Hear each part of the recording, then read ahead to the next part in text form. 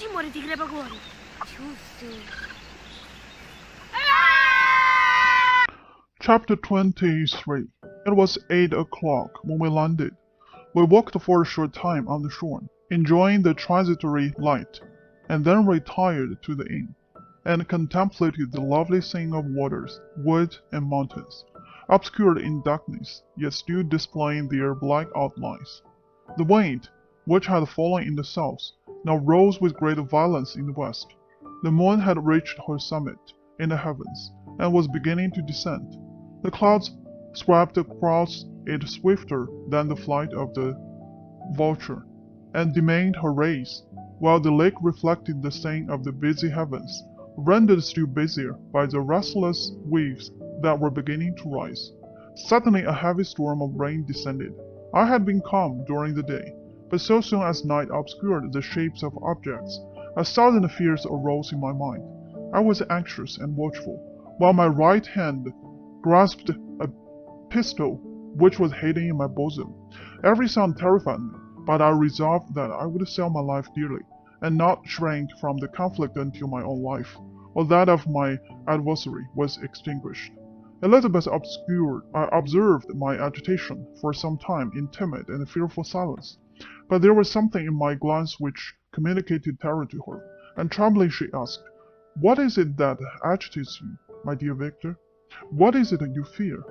"Oh, peace, peace, my love," replied I. "This night and all will be safe, but this night is dreadful, very dreadful." I passed an hour in this state of mind, when suddenly I reflected how fearful the combat which I momentarily expected would be to my wife, and I earnestly entreated her to retire, resolving not to join her until I had obtained some knowledge as to the situation of my enemy. She left me, and I continued some time walking up and down the passage of the house, and inspecting every corner that might afford a retreat to my adversary. But I discovered no trace of him, and was beginning to conjecture that some fortunate chance had intervened to prevent the execution of his menace, when suddenly I heard a shrill and dreadful scream. It came from the room into which Elizabeth had retired. As I heard it, the whole truth rushed into my mind. My arms dropped. The motion of every muscle and fibre was suspended. I could feel the blood tickling in my veins, and tickling in the extremity of my lips. This state lasted but for an instant. The scream was repeated, and I rushed into the room. Great God! Why did I not then expire? Why am I here to relate the destruction of the best hope and the purest creature of earth? She was there, lifeless, inanimate, strewn across the bed, her head hanging down, and her pale and distorted feature half covered by her hair. Everywhere I turn I see the same figure, her bloodless arms and relaxed form flung by the murderer on his bridal bier. Could I behold this and live? Alas, life is obstinate, and clings closest where it is most hated. For a moment only did I lose recollection. I fell senseless on the ground. When I recovered, I found myself surrounded by the people of the inn. Their countenances expressed a breathless terror, but the horror of others appeared only as a mockery, a shadow of the feeling that oppressed me. I escaped from them to the room where lay the body of Elizabeth, my love, my wife. So lately living, so dear, so worthy. She had been moved from the posture in which I had first beheld her, and now as she lay, her head upon her arm, and a handkerchief thrown across her face and neck, I might have supposed her asleep. I rushed towards her and embraced her with ardor, but the deadly languor and coldness of the limbs told me that what I now held in my arms had ceased to be Elizabeth whom I had loved and cherished. The murderous mark of the fond grasp was on her neck, and the breath had ceased to issue from her lips.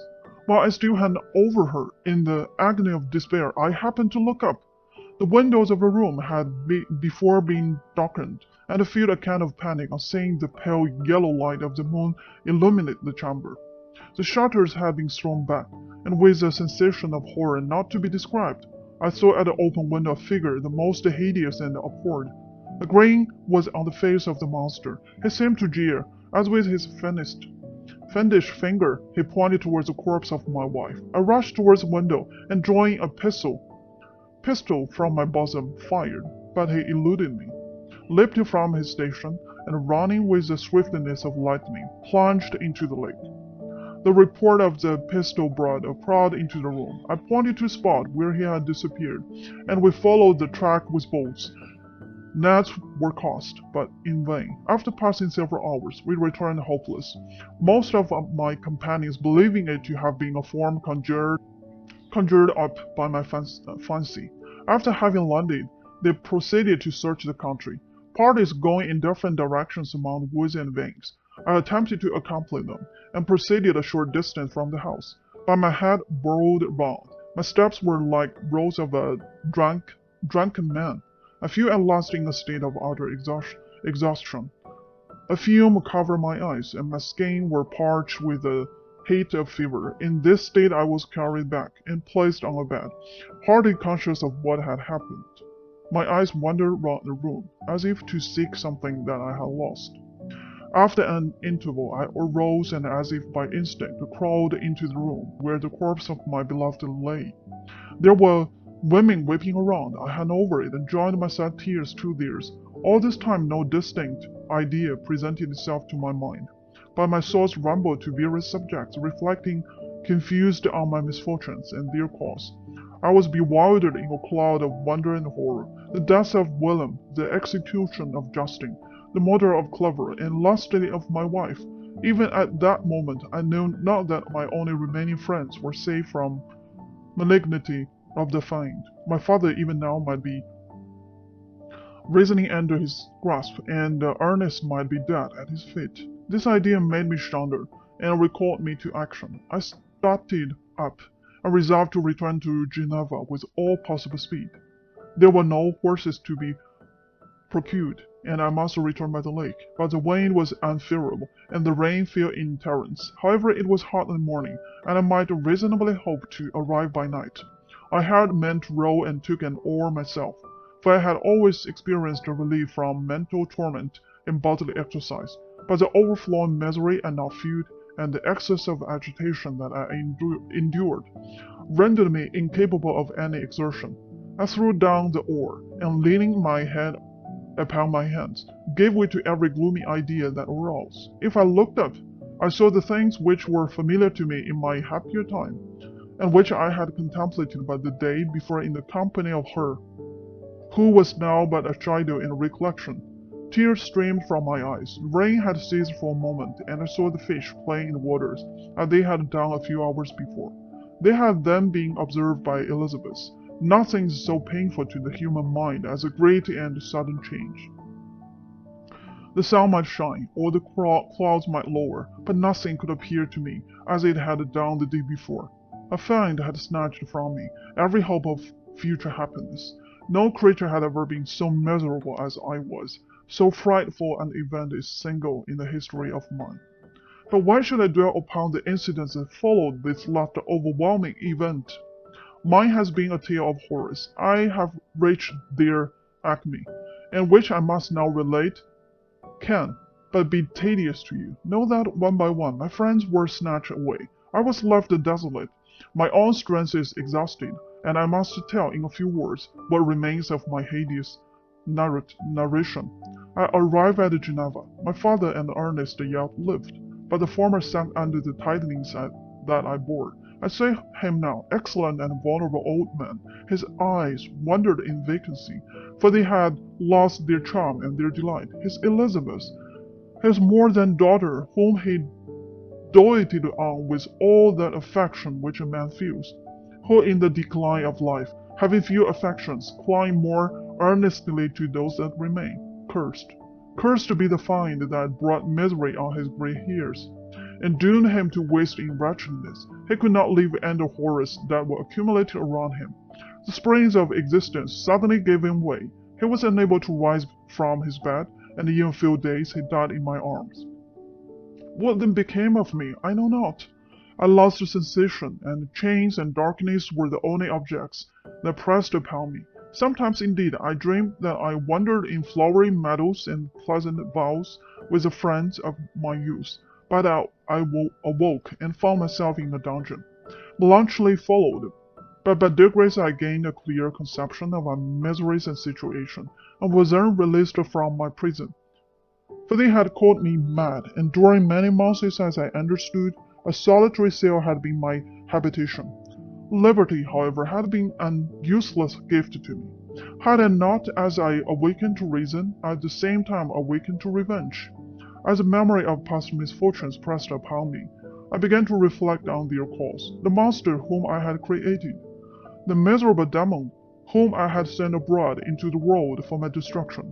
I was possessed by a maddening rage when I thought of him, and desired and ardently prayed that I might have him within my grasp, to wreak a great and signal revenge on his cursed head. Nor did my hate long confine itself to useless wishes. I began to reflect on the best means of securing him, and for this purpose, about a month after my release, I repaired to a criminal judge in the town, and told him that I had an execution to make, that I knew the destroyer of my family, and that I required him to exert his whole authority for the apprehension of the murderer. The magistrate listened to me with attention and kindness. "Be assured, sir," said he, "no pains or exertions on my part shall be spared to discover the villain." "I thank you," replied I. "Listen, therefore, to the disposition that I have to make. It is indeed a tale so strange that I should fear you would not credit. Was there not something in truth which, however wonderful, forces conviction? The story is too connected to be mistaken for a dream, and I have no motive for falsehood." My manner, as I though addressed him, was impressive but calm. I had formed in my own heart a resolution to pursue my destroyer to death, and this purpose quieted my agony, and for an interval reconciled me to life. I now related my history, briefly but with firmness and precision, marking the dates with accuracy, and never deviating into invective or exclamation. The magistrate appeared at first perfectly incredulous, but as I continued he became more attentive and interested. I saw him sometimes shudder with horror, at others a lively surprise, and mingled with disbelief was pain on his countenance. When I had concluded my narration, I said, "This is the being whom I accused, and for those seizure and punishment I call upon you to exert your whole power. It is your duty as a magistrate, and I believe and hope that your feelings as a man will not revolt from the execution of Rose's functions on this occasion." This address caused a considerable change in the physiognomy of my own auditor. He had heard my story with that half kind of belief that is given to a tale of spirits and supernatural events, but when he was called upon to act officially in consequence, the whole tide of his incredulity returned. He, however, answered mildly, "I would willingly afford you every aid in your pursuit, but the creature of whom you speak appears to have powers which would put all my exertions to defiance. Who can follow an animal which can traverse the sea of ice and inhabit caves and dens which no man would venture to intrude? Besides, some months have elapsed since the commission of his crimes, and no one can conjecture to what place he has wandered, or what region he may now inhabit. I do not doubt that he hovers near the spot which I inhabit, and if he has indeed taken refuge in the Alps, he may be haunted like the Chimnemas, and destroyed as a beast of prey. But I preserve your thoughts. You do not credit my narrative, and do not intend to pursue my enemy with the punishment which is his desert." As I spoke, rage sparkled in my eyes. The magistrate was intimidated. "You are mistaken," said he. "I will exert myself, and if it is in my power to seize the monster, be assured that he shall suffer punishment proportionate to his crimes. But I fear from what you have yourself described to his properties, that this will prove impracticable, and thus, while every proper measure is pursued, you should make up your mind to disappointment." "That can't be, but all that I can say will be of little avail. My revenge is of no moment to you, yet while I allow it to be a vice, I confess that it is the devouring and only passion of my soul. My rage is unspeakable when I reflect that the murderer whom I have turned loose upon society still exists. You refuse my just demand. I have but one resource, and I devote myself, either in my life or death, to his destruction." I trembled with excessive agitation as I said this. There was a frenzy in my manner, and something I doubt not of that haughty fierceness which the martyrs of old are said to have possessed, but to Geneva, magistrate, whose mind was occupied by far other ideas than those of devotion and heroism, this elevation of mind had much the appearance of madness. He endeavored to soothe me as a nurse does a child, and reverted to my tale as the effects of a delirium. Man, I cried, how ignorant art you in the pride of wisdom! Cease! You know not what it is you say. I broke from the house angry and disturbed, and retired to meditate on some other mode of action.